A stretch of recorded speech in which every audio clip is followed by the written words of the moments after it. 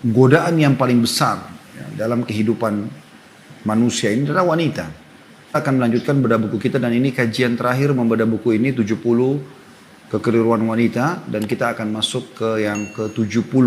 Semoga Allah Subhanahu wa taala menyelamatkan semua muslimah dari pelanggaran-pelanggaran ini. Yang bunyinya yang ke-70, wanita menulis sebagian artikel yang berisikan kata-kata percintaan yang tidak pantas dan kisah-kisah yang cabul yang menyebabkan para pemuda bergejolak syahwatnya serta menerbitkannya di koran ataupun majalah atau di medsos kalau kita sekarang. Dan ini akan menjadi bahasan kita insya Allah dan sudah kita berikan judul tanda kutip kata-kata tanda kutip ya menggoda yang haram. Jadi teman-teman sekalian, godaan yang paling besar ya, dalam kehidupan manusia ini adalah wanita. Makanya Nabi SAW mengingatkan dalam hadis yang sahih, aku tidak meninggalkan fitnah terbesar ya, bagi laki-laki ya, dibandingkan wanita. Maksudnya fitnah yang paling besar di atas harta, di atas jabatan, semua adalah fitnah wanita. Baik wanita itu tidak halal, seperti misalnya wanita-wanita yang haram, naudzubillah para pezina, bagaimana mereka bisa menjadi penggoda dan perusak ya, tatanan masyarakat. Karena kalau wanita yang sudah menggoda, maka umumnya akan terjadi perzinahan. Berbeda dengan kalau laki-laki. Kalau laki-laki yang inginkan perempuan menolak, kemungkinan masih bisa terjadi penolakan. Tapi kalau perempuan yang ingin, maka sangat jarang sekali bisa terjadi penolakan terhadap perzinahan tersebut, apalagi dengan godaan-godaannya ya. Imam Nawawi rahimahullah bahkan memasukkan istri pun masuk dalam masalah fitnah yang besar kalau memang dia bukan wanita yang salihah dengan tutur katanya yang kasar pada suaminya, dengan sikap-sikap yang buruk, dengan tuntutan-tuntutan yang melampaui kemampuan suami sehingga akhirnya suami harus mencuri, korupsi dan segala macam. Dan ini nyata realita di dalam kehidupan kita. Nah, di sini teman-teman sekalian ada hal yang disentuh oleh beliau adalah bagaimana wanita-wanita ini yang tidak bertakwa kepada Allah Subhanahu wa taala pada saat mereka menunggangi medsos kalau kita sekarang ada. Hal-hal dari kata-kata ataupun dari foto ya apa saja cuplikan yang memang tujuannya untuk mengundang syahwat dan akhirnya menempatkan semua itu bukan pada tempatnya. Perlu saya titik beratkan teman-teman sekalian kalau potensi untuk menggoda ya merayu itu ada dan bisa dilakukan pada tempat-tempat yang tepat dan positif. Ya, seperti misalnya istri merayu suaminya, mengucapkan tutur kata yang santun, yang ramah, yang menggoda, ya, yang mengundang syahwat itu adalah hal yang sangat baik. Nabi SAW mengingatkan masalah itu tentang wanita yang ahli surga adalah wanita yang kalau kau lihat kepadanya, kau akan senang. Kalau kau perintahkan, maka dia akan patuh. Dan kalau kau sedang tidak bersamanya, dia akan menjaga, tidak berkhianat. Tidak berselingkuh ya. Jadi memang ada dalam Islam itu. Bahkan dianjurkan wanita untuk bisa menawarkan dirinya pada suaminya, melayani kebutuhannya ya.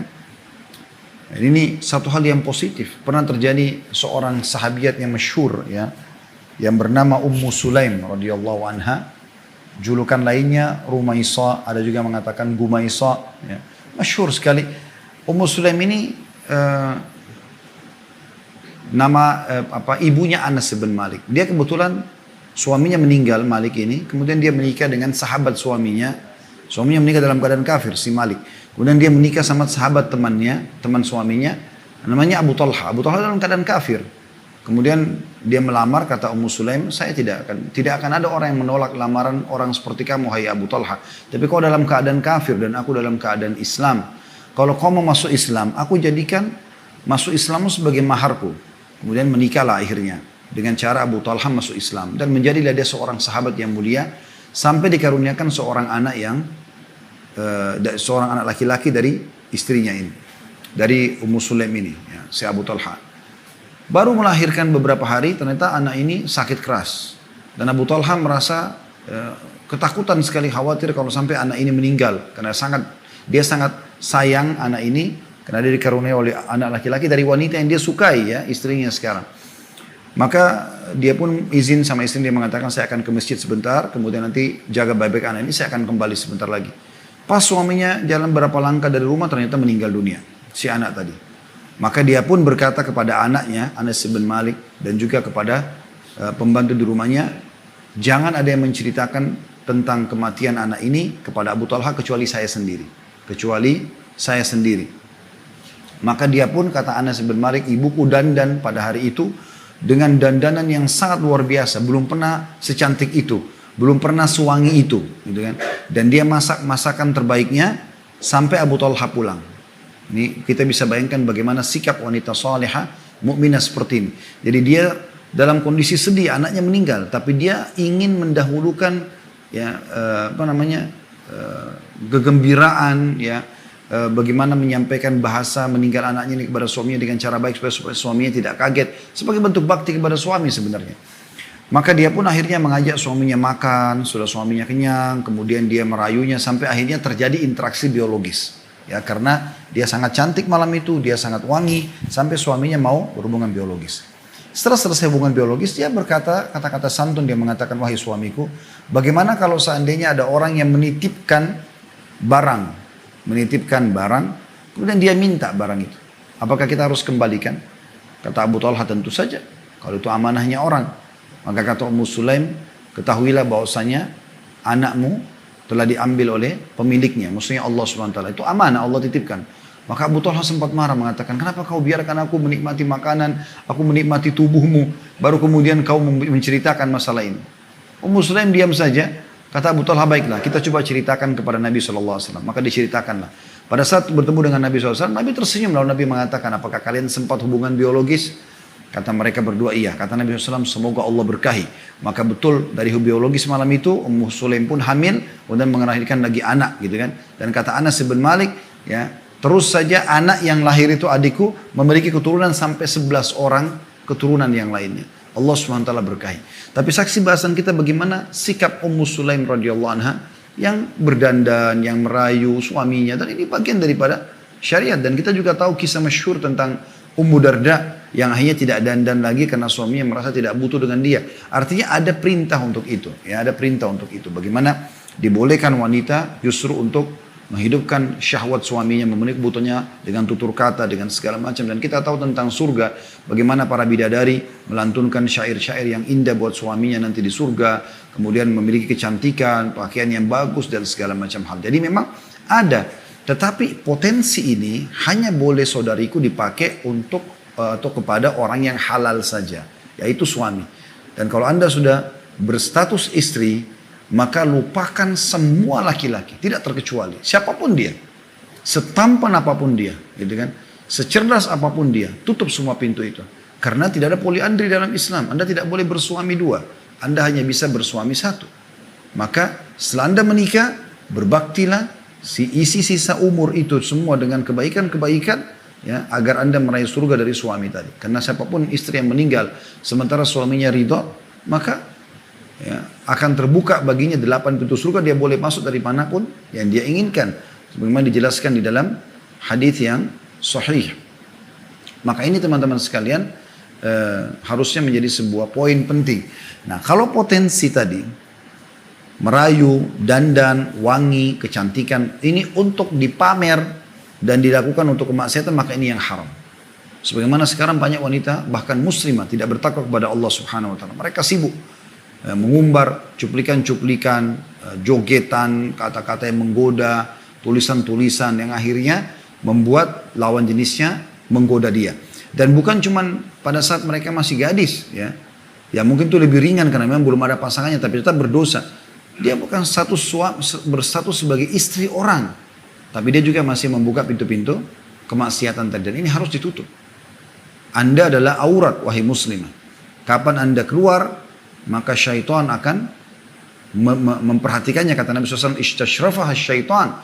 Kalau perempuan keluar, maka istishraf itu digambarkan oleh orang-orang Arab seperti orang yang kalau mau lihat sesuatu yang agak jauh, dia letakkan tangannya di keningnya supaya dia bisa lihat jelas. Seperti itu syaitan memantau para wanita yang keluar. Jadi betul-betul dikejar oleh syaitan, karena kapan dia berhasil tergoda dan dia menggoda laki-laki, maka akan terjadilah perbuatan-perbuatan haram itu. Dan ini penting teman-teman sekalian untuk diperhatikan agar tatanan, ya, di kehidupan masyarakat ini bisa tertata dengan rapi tentunya, bisa tertata dengan baik, ya. Kita lanjutkan dengan lalu bagaimana yang harus atau apa yang harus kita perhatikan. Selain tadi saya sudah bilang potensi syahwat itu boleh tapi pada pasangan yang halal dan tidak boleh pada yang umum, maka berarti kita berbicara tentang masalah bahayanya lisan. Dan kalau kita sudah bicara lisan berarti tulisan juga sama. Kita akan coba teman-teman sekalian membaca beberapa dalil yang perlu kita perhatikan dan ini dijadikan sebagai tolok ukur. Bermula daripada hadis Nabi sallallahu alaihi wasallam, hadis riwayat Bukhari, hadis sahih. Kata Nabi SAW, innal abda la yatakallamu bil kalimati min ridwanillahi la yalqi laha balan yarfa'uhu Allahu biha darajat. Wa innal abda la yatakallamu bil kalimati min sakhatillahi la yulqi laha balan yahwi biha fi jahannam. Sesungguhnya seorang hamba benar-benar mengucapkan atau berbicara dengan satu kalimat. Baik ucapan ataupun tulisan. Yang termasuk keridhaan Allah. Kayak bicara masalah nasihat, masalah ayat, masalah hadis, masalah kisah-kisah orang saleh. Ya. Hal-hal yang baik. Masalah pendidikan, masalah bisnis. Ya, hal-hal yang positif. Yang bisa mengundang keridhaan Allah, memberikan manfaat kepada manusia. Dia tidak menganggapnya penting. Bagi dia kecil. Ya. Tapi dengan sebab kalimat itu Allah mengangkat derajatnya sangat tinggi.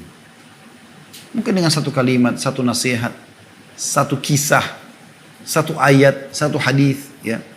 Ternyata dengan itu bisa ya, memberikan penyebab banyak hidayah. Ya, banyak hidayah. Saya subhanallah berapa kali ketemu dengan beberapa orang ikhwan. Kadang-kadang mereka mengucapkan, saya melihat itu Allah menyampaikan melalui lisan mereka. Mereka mengatakan, saya masih ingat Ustadz pernah mengatakan kisah ini dan itu menyentuh saya. Bahkan saya kemarin beberapa waktu lalu ketemu dengan seorang ikhwan. Yang Masya Allah dia menjadi panitia pengajian sana sini.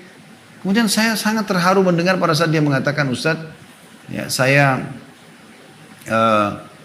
pertama sekali hijrah mendengarkan ceramah Ustadz. Ternyata dia simpan di handphonenya. Dan dia perlihatkan kepada saya ini, kalimat ini.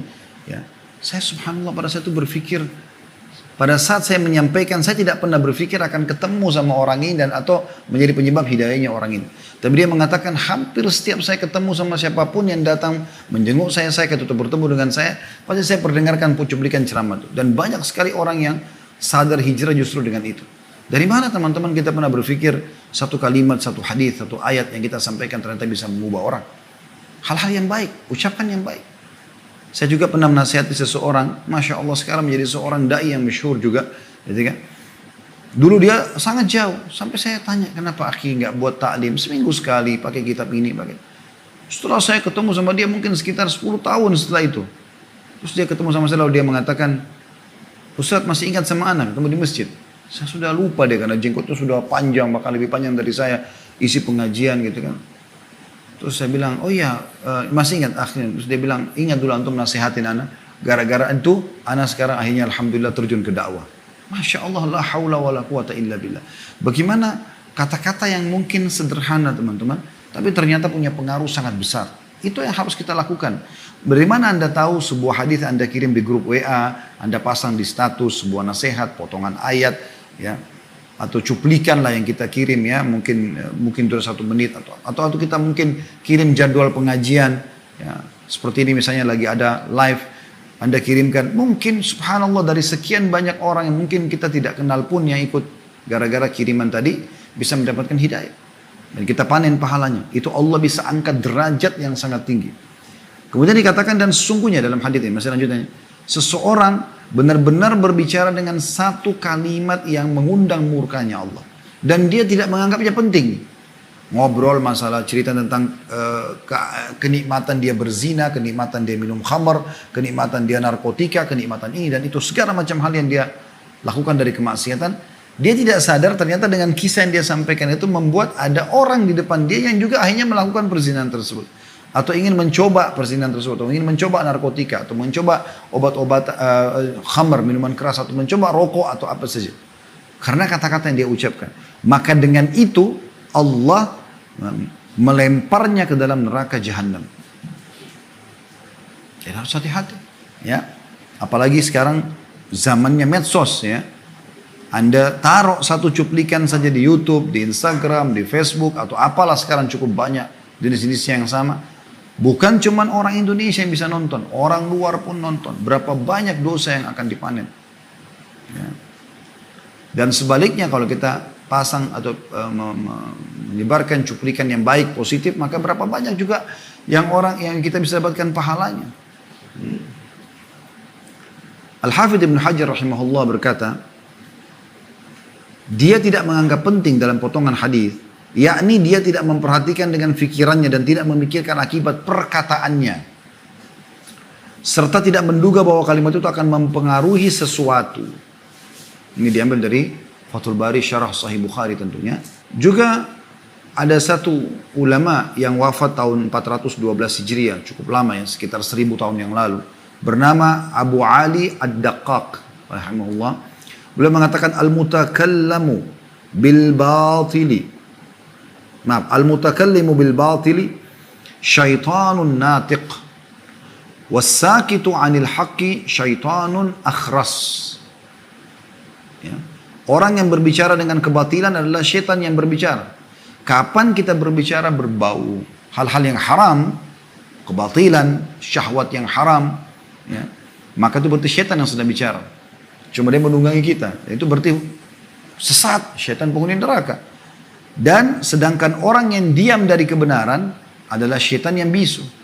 Dalil-dalil yang lain cukup banyak yang menguatkan hadis ini, serupa dengan hadis tadi ya. Juga hadis sahih.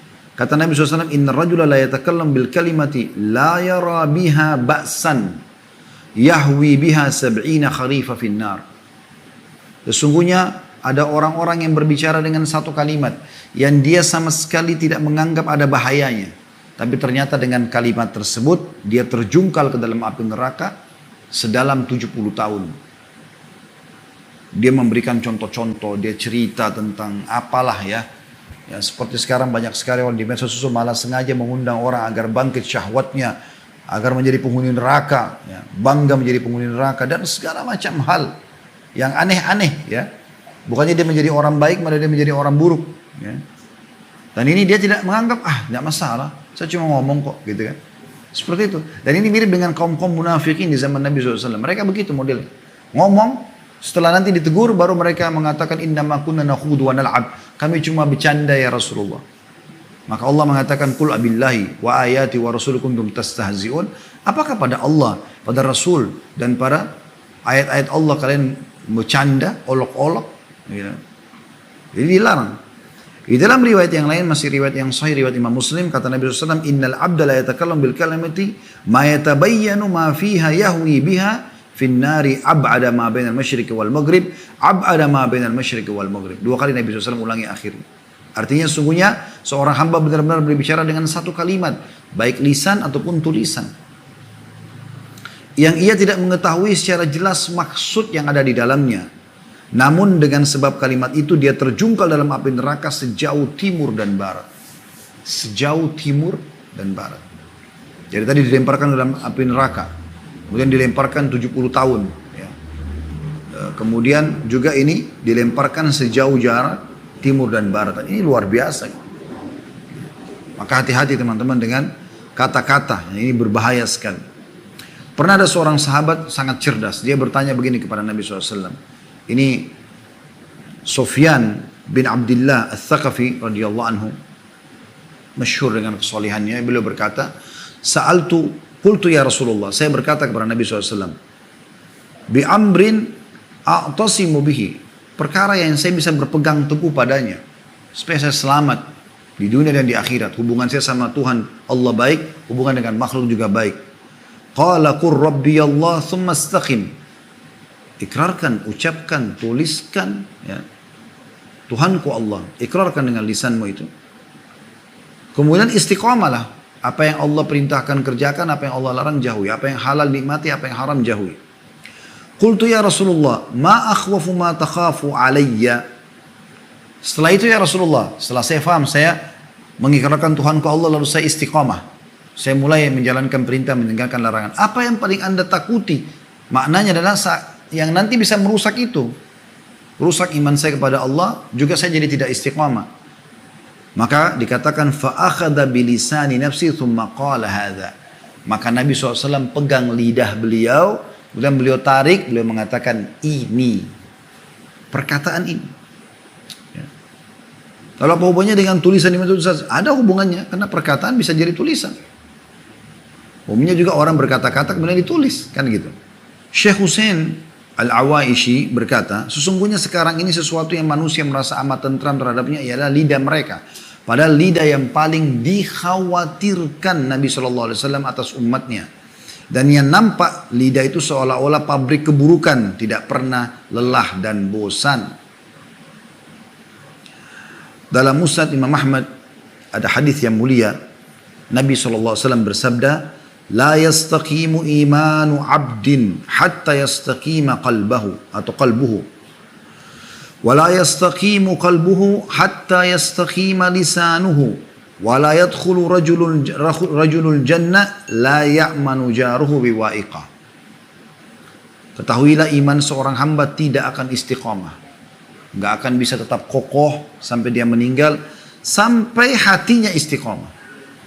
Hatinya tentram, dia tidak rusak dengan penyakit-penyakit hati, dengan hasad, dengki, ya, riya dan segala macam. Dan hati seseorang hamba tidak akan istiqamah kecuali lisannya sudah istiqamah. Jadi perhatikan pengaruh daripada lisan. Kalau lisannya istiqomah, hatinya bisa istiqomah. Dengan istiqomah hatinya, maka dia istiqomah dengan keimanannya sampai meninggal. Dan orang yang tetangganya tidak aman dari kejahatannya, tidak akan masuk surga. Tapi saksi bahasan kita potongan awal hadis. Ya. Dan juga riwayat Tirmidzi hadis yang lain, bahwasanya Nabi SAW bersabda, "Idza asbaha ibnu Adam," kalau tiba pada pagi hari anak Adam, Fa'innal a'dha'a kullaha tukaffirul lisan. Seluruh anggota tubuh akan mengingatkan lisan. Mata, telinga, tangan, kaki, kemaluan, rambut, semua ini akan bicara dengan lisan. Bagaimana kita tidak tahu? Ini Nabi SAW yang sampaikan. Apa yang mereka katakan kepada lisan kita setiap pagi? Fatakul ittaqillaha fina. Bertakwalah kau kepada Allah hai lisan terhadap kami. Fa innama nahnu bik, karena kami sangat tergantung padamu. Fa in istaqamta istaqamna. Kalau kau lurus hai lisan, kami lurus juga. Wa in i'wajajta i'wajajna. Kalau kau menyimpang, kami pun pasti akan menyimpang. Bermula dari situ. Jadi yang baik kita sampaikan, maka akan baik semua. Ya. Hati-hati. Seringkali orang sekarang ramai buat cuplikan. Bahkan sekarang sudah tidak asing, siapapun bisa punya channel di YouTube, punya di Instagram, di Facebook, di apalah ya. Bahkan punya grup WA segala macam. Saya melihat ini adalah bisa menjadi bisa menjadi kebaikan yang memanenkan pahala sekian banyak dengan sibuk dengan cuplikan-cuplikan ceramah yang baik, kata-kata yang baik dan segala macam. Atau memang menjadi tempat ajang keburukan karena banyaknya cuplikan yang buruk yang diangkat di tempat tersebut. Di dalam hadis yang lain Nabi SAW bersabda, hadis ini juga hadis hasan, kata Nabi SAW, "Man yadman li ma baina lihyaihi wa ma baina rijlaihi adman lahul jannah." Siapa yang menjamin untukku apa yang ada di antara dua pipinya, maksudnya dua pipinya, lisannya, dan apa yang berada di antara dua kakinya, maksudnya kemaluannya, aku akan jamin baginya surga. Lihat teman-teman, bagaimana Nabi SAW mengingatkan luar biasa di dalam hadis yang sahih ini ya. Hadis ini riwayat Tirmidzi dan juga riwayatkan oleh Imam Bukhari. Ya. Bagaimana Nabi SAW memastikan jaminan surga didapatkan dengan orang yang bisa mengontrol lisannya dan juga kemaluannya tentu ya. Tapi di sini lisannya yang ditekankan di awal potongan. Juga Nabi SAW pernah menjelaskan kepada seorang sahabat ya, yang bernama Uqbah bin Amir radhiyallahu anhu yang bertanya, dia mengatakan, "Qultu ya Rasulullah, man najatu?" Wahai Rasulullah, apa itu keselamatan? Saya mau selamat. Bagaimana saya bisa selamat? Qala amlik alaika lisanak. Keselamatan adalah kuasailah lidahmu, kata-katamu, ya, tulisanmu, kuasai itu. Wal yasa'ak baituk, dan juga rumah yang luas bagimu. Wabki ala khati'atik, dan tangisi dosa-dosamu. Tapi saksi bahasan kita adalah masalah lisan. bagaimana harus dijaga. Dan makna hadis ini adalah jangan berbicara kecuali dengan perkara yang membawa kebaikan. Betahlah tinggal di rumahmu, bukan berarti rumahnya harus luas. Betah tinggal di rumah. Wal yasa' baituk itu maksudnya rumahmu kau selalu betah, merasa tenang. Ya, karena orang tinggal di rumah kalau tidak ada kebutuhan di luar lebih aman. Orang lain aman dari keburukannya, dia juga aman dari keburukan orang lain. Dan menangisi kesalahan-kesalahan, maksudnya bertaubat dari dosa. Imam Nawawi rahimahullah berkata, beliau wafat tahun 676 Hijriah. Ketahuilah seharusnya setiap mukallaf atau orang yang berakal ataupun balik menjaga lidahnya dari seluruh perkataan, kecuali perkataan yang jelas maslahat padanya. Ada mendatangkan pahala, ya, kebaikan-kebaikan. Jadi kecuali kata-kata yang mendatangkan maslahat. Ketika berbicara atau meninggalkannya itu sama maslahatnya. Maka menurut sunnah adalah menahan diri darinya. Karena perkataan mubah bisa menyeret kepada perkataan yang haram atau makruh. Kebiasaan ini bahkan banyak dilakukan. Sedangkan keselamatan itu tidak ada bandingannya. Artinya gunakan hanya dalam kebaikan-kebaikan saja. Makanya Nabi SAW mengatakan dalam hadis Bukhari Muslim masyhur, man kana yu'minu billahi wal yawmil akhir falyakul khairan aw liyaskut aw liyasmut. Ada dua riwayat, ya. Artinya siapa yang mengaku beriman pada Allah hari akhir, maka dia hanya mengucapkan yang baik. Apa saja yang baik itu yang diucapkan. Dan dia meninggalkan atau dia diam. Dia mengucapkan yang baik atau dia diam, ya, seperti itulah. Imam Syafi'i berkata kalimat mulia ini. Kata beliau rahimahullah, jika seseorang menghendaki berbicara, sebelum dia berbicara, sebelum dia buat cuplikan, sebelum dia buat tulisan, ya, hendaklah ia berpikir. Jika jelas nampak maslahatnya, mendatangkan kebaikan buat dia, ya, tidak mendatangkan dosa, tidak merusak citranya dia bahkan, gitu kan. Kata beliau, jika seseorang menghendaki berbicara, maka sebelum berbicara hendaklah ia berpikir. Jika jelas nampak maslahatnya, maka ia berbicara. Dan jika ragu-ragu, maka tidak berbicara sampai jelas maslahatnya. Jadi beliau bukan mengatakan kalau haram, ya haram sudah jelas harus ditinggalkan. Ragu saja, ditinggalkan saja. Sampai dia tahu ada maslahat untuk bicara. Makanya Iyas Al-Muzani rahimahullah, pernah, beliau seorang ulama masyhur, dari ulama tabi'in yang masyhur, sampai diberikan perumpamaan kecerdasan Iyas rahimahullah. Anda bisa ketik di Google, nanti tinggal baca kisah Iyas Al-Muzani, masyhur sekali kisahnya. Dalam beberapa cuplikan ceramah sudah kami sampaikan. Tapi beliau berkata, di majelis saya selalu melihat orang berbicara, dan selalu kalau mereka berdebat, saya menjawabnya. Kecuali ada satu orang ini tidak pernah berbicara, selalu dia diam. Kebanyakan dia diam, orang ini. Nah, sampai saya bertanya, hai fulan, kenapa kau diam? Dari sekian tahun kau di majelisku, kau tidak banyak berbicara, tidak bertanya dan segala macam. Maka kata dia, saya mendengar dengan kuping saya, maka saya selamat. Gitu kan? Artinya, saya lebih dahulukan untuk mendahulukan kuping daripada saya harus bicara. Allah pun memberikan kita dua kuping dan satu lisan supaya kita lebih banyak mendengar daripada banyak bicara. Berbicara harus dipertimbangkan baik-baik apakah ada maslahatnya atau tidak. Selama tidak ada maslahatnya, apalagi berbau kemaksiatan, tadi Imam Syafi'i mengatakan ragu saja tinggalkan. Diriwayatkan juga bahwa Yahya bin Mu'adz berkata, hati itu seperti periuk yang isinya mendidih. Anda kalau lihat lagi ada masakan di periuk lagi mendidih, seperti itu hati. Sedangkan lidah adalah gayungnya. Maka perhatikanlah ketika seseorang berbicara. Karena sungguhnya lidahnya akan mengambilkan untuknya, atau lidahnya akan mengambilkan untukmu apa yang ada di dalam hatinya. Manis, pahit, tawar, asin dan lainnya. Pengambilan lidahnya akan menjelaskan kepadamu rasa hatinya. Sekarang kita teman-teman sekalian lebih banyak coba di penutupan bahasan kita ini mendengarkan bagaimana perkataan salafus saleh tentang pentingnya menjaga lisan dan hanya usahakan mengucapkan hal-hal yang bermanfaat saja. Umar bin Khattab berkata radhiyallahu anhu, barang siapa yang banyak pembicaraannya, banyak tergelincirnya, maksudnya bicara pada hal yang tidak ada gunanya. Ada orang begitu subhanallah.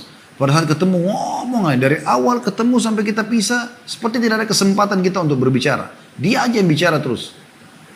Dan ada juga orang subhanallah, setiap kita bicara masalah apapun, dia selalu ada di situ. Selalu saja seperti dia mahir di semua bidang. Ini tanda tanya ini.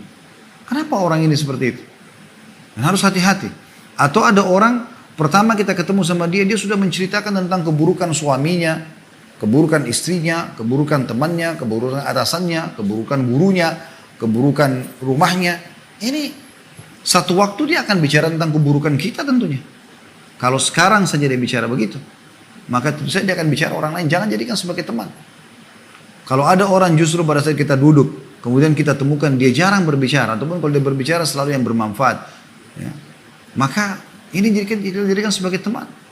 Pernah ada dua orang murid Rabi' bin Haytham rahimahullah, seorang ulama tabi'in. Mereka mau berkunjung, tapi yang satu ini murid jarak jauh, sering dengar riwayat dari Rabi' kisah, tapi dia belum pernah ketemu secara langsung. Lalu dia datangi satu temannya yang tinggal sekota dengan Rabi' bin Haytham.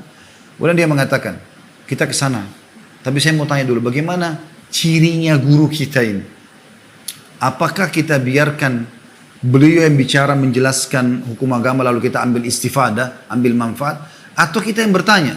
Kata temannya, kalau kau duduk di sebelahnya Rabi' bin Haytham 1 tahun pun, kalau kau tidak bertanya dia tidak akan bicara. Karena khawatirnya dengan masalah penyalahgunaan atau sampai jangan sampai salah dalam mengucapkan kata-kata gitu.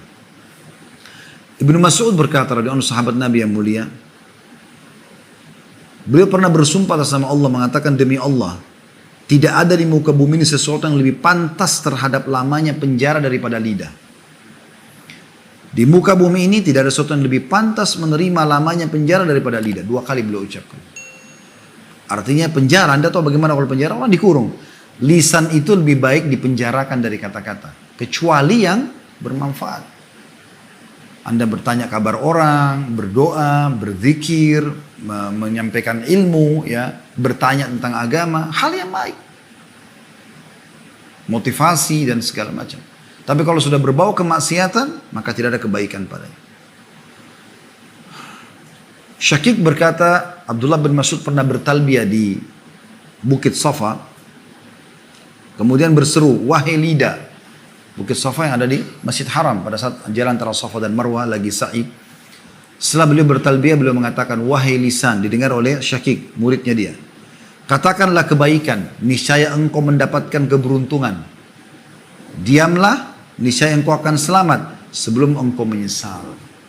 Ini kata-kata yang luar biasa ya. Wahai lidah, katakan kebaikan. Cuma yang boleh keluar emas saja. Ya, manfaatnya ada. Niscaya engkau akan mendapatkan keberuntungan. Atau diamlah, niscaya engkau akan selamat sebelum engkau menyesal. Karena kata-kata itu teman-teman, kalau masih di mulut kita, masih milik kita. Tapi kalau sudah kita ucapkan, maka berarti ya, sudah milik orang lain. Orang-orang berkata, wahai Abu Abdurrahman, maksudnya Abdullah bin Mas'ud, apakah itu suatu perkara yang engkau ucapkan sendiri atau engkau dengar? Maka dia menjawab, tidak. Bahkan aku telah mendengar Rasulullah SAW bersabda, aktsaru khataya ibni Adam fi lisanihi. Ketahuilah, mayoritas dosanya anak Adam justru dari lisannya. Sudah dari situ. Awal godaan dari lidah. Bahkan kadang-kadang kita tidak melihat wajahnya orang tersebut, begitu kita dengar suaranya sudah cukup untuk bisa menggoda orang. Ya, sudah cukup untuk bisa memikat dan seterusnya. Ya. Jadi harus hati-hati teman-teman sekalian.